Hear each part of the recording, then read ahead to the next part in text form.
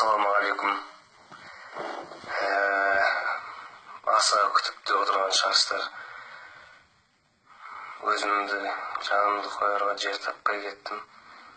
Осылай мүмкіндікті пайдаланып, тікелей эфирге шығуға тура келді. Астана қаласындамыз.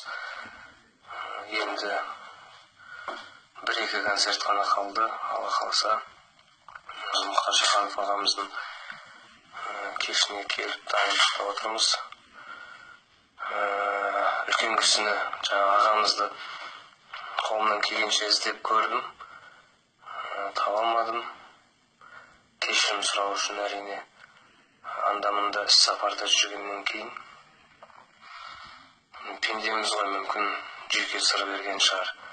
Ашуға бой алдырып қойғаным рас, өйткені шынымен қытығыма тиетін сөздерді көп айтты.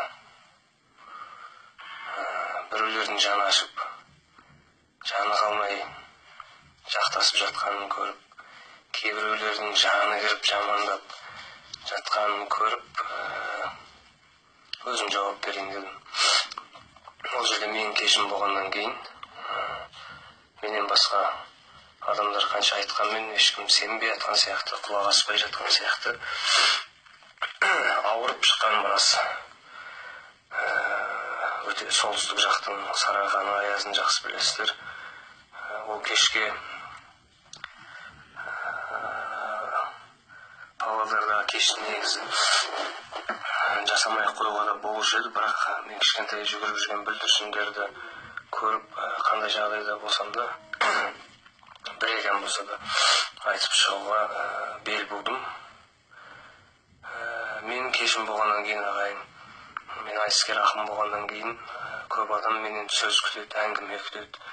Мен бір әнді орындар алдында міндетті түрде ол әннің авторын айтуым керек, және қалай шыққан оқиғасын білгенімше айту ол менің міндетім сахнадағы. Соны көп кісілер көп сөйлейді дейді, айыптайды. Мүмкін халық өзі таразылап алады ғой, әркім әртүрлі талап қояды. Десе де кішкентай бүлдіршіндер суретке түсуге шығады. Енді саны көп өте суретке түскісі келетін адамдардың. Мен олардың бетін қайтарып, көңілдерін қалдырғым келмейді еш уақытта. Халықтан сұраймын, бірақ суретке түсейін ба деп сұраймын. Олар иә дейді. Сол кезде балконда отырған бір үлкен ағаның дауысы естілді. Төреғали деген дауыс естілді. Сонымен жалт қарап қалдым.